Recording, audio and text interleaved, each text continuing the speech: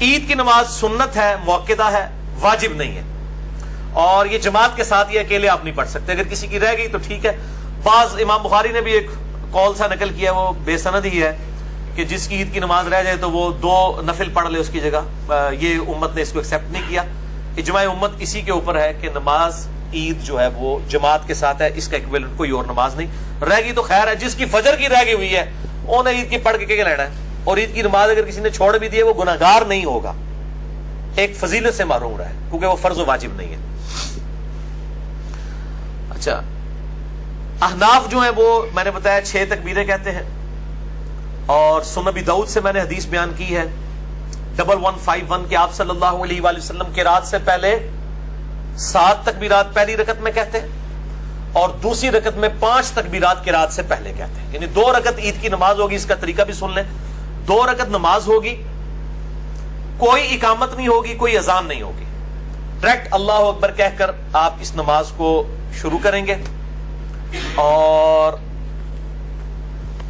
پہلی رکعت کے اندر سورۃ الاعلیٰ پڑھنا اور دوسری میں سورۃ الغاشیہ پڑھنا سنت ہے۔ یہ صحیح مسلم میں موجود ہے، مشکات میں 840، اور صحیح مسلم میں یہ ایک اور حدیث ہے مشکات میں 841، وہ 840 تھی، مشکات میں یہ 841 ہے، کہ عید الفطر اور عید الاضحیٰ میں سورہ قاف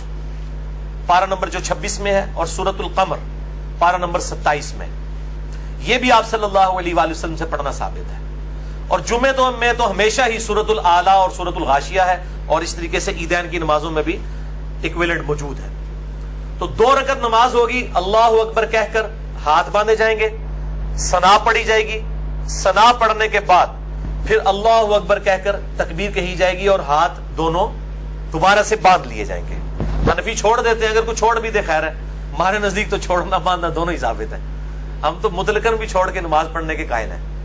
تو جو ہاتھ چھوڑ کے نماز پڑھ رہے وہ چھوڑ دیا کرے، جو باندھ کے پڑھ رہے وہ باندھ لیا کرے، دونوں کام کیے جا سکتے ہیں۔